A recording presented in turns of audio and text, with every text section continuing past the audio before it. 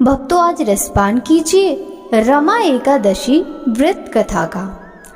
कार्तिक मास के कृष्ण पक्ष में आने वाली रमा एकादशी का महात्म ब्रह्म वैवर्त पुराण में श्री कृष्ण और महाराज युधिष्ठिर के संवादों में वर्णन हुआ है। एक बार युधिष्ठिर महाराज ने पूछा, हे जनार्दन, कार्तिक मास के कृष्ण पक्ष में आने वाली एकादशी का नाम और महात्म कृपया विस्तार से वर्णन करें। भगवान श्री कृष्ण ने कहा, राजन, सब पाप नाशनी इस एकादशी को रमा एकादशी कहते हैं। इसका एक नाम रंभा एकादशी भी है। बहुत वर्ष पहले मुचुकुंद नाम का एक राजा था। उसकी देवराज इंद्र से अच्छी मित्रता थी। वरुण, कुबेर, यमराज, अग्नि ये भी उसके अच्छे मित्र थे। सभी धार्मिक तत्वों का पालन करते हुए वह अपने प्रजा पर राज्य कर रहा था। कुछ वर्षों के बाद राजा को पुत्री हुई, जिसका नाम चंद्रभागा रखा गया। योग्य समय के उपरांत उसका विवाह राजा चंद्रसेन के पुत्र शोभन से हुआ। एक बार शोभन अपने ससुराल आया था। उसी दिन ही एकादशी थी।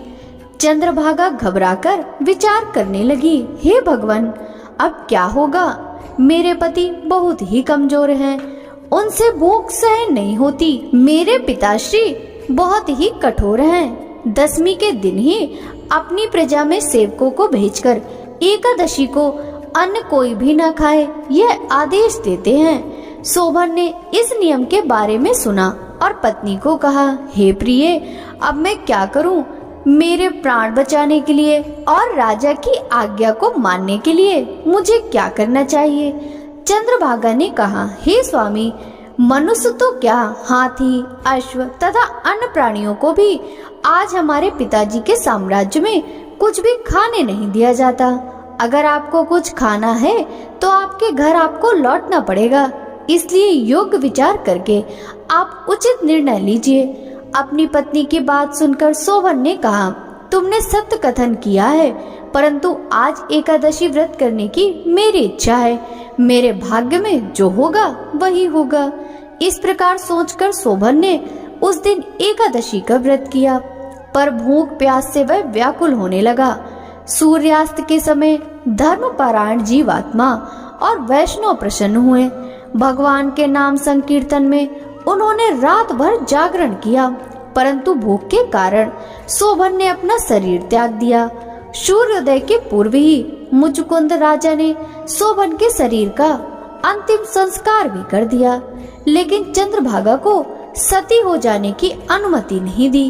पति के श्राद्ध के पश्चात चंद्रभागा अपने पिता के घर रहने लगी। रमा एकादशी के पालन से शोभन मंदार पर्वत के शिखर पर बसने वाले देवपुरी राज्य का राजा बना। रत्नों से सुशोभित सुवर्ण के खंभे और अमूल्य हीरे मोतियों से जड़ित राजभवन में वह रहने लगा। अनेक आभूषणों से युक्त शोभन बहुत सारे गंधर्व और अप्सराओं के द्वारा सेवित था। मुचुकुंदपुर का सोम शर्मा नामक ब्राह्मण तीर्थों की यात्रा करते हुए अचानक एक दिन देवपुरी में पहुंचा। शोभन को अपने राजा का जमाता समझकर वो उनके पास गया। ब्राह्मण को अपने सामने देखकर राजा अपने सिंहासन से उठे और प्रणाम करके ब्राह्मण के सामने खड़े हो गए। उसके पश्चात राजा ने ब्राह्मण का, राजा मुचुकुंद का, चंद्रभागा तथा मुचुकुंदपुर की प्रजा का कुशल मंगल पूछा। सभी लोग सुख से और शांति से रह रहे हैं, ऐसा ब्राह्मण ने उत्तर दिया। आश्चर्य से ब्राह्मण ने राजा को पूछा, हे राजन, इतनी सुंदर नगरी मैंने कभी नहीं देखी। ऐसा राज्य आपको कैसे प्राप्त हुआ? इस विषय में आप हमें बताइए। तभी राजा ने कहा, रमा एकादशी का व्रत करने से यह अशाश्वत राज्य मुझे मिला है, लेकिन ये राज्य किस प्रकार शाश्वत होगा, इस विषय में आप मेरा मार्गदर्शन करें। शायद अश्रद्धा से मैंने इस व्रत का पालन किया होगा, इसलिए यह अशाश्वत राज्य मुझे मिला है। कृपया आप ये सब चंद्रभागा को कहिए। मेरे मत के अनुसार केवल वह इस राज्य को शाश्वत बना सकती है। यह सुनकर वह ब्राह्मण मुचुकुंदपुरी में लौट आया। चंद्रभागा को पूरा वृतांत कथन कह सुनाया। सब सुनकर चंद्रभागा ने कहा, हे ब्राह्मण देव, आप जो कुछ भी कह रहे हैं वो मुझे केवल एक स्वप्न के भांति प्रतीत हो रहा है। ब्राह्मण ने कहा, हे राजकन्या, मैंने स्वयं तुम्हारे पति को देवपुरी में देखा है। उसका राज्य सूर्य के समान तेजस्वी है।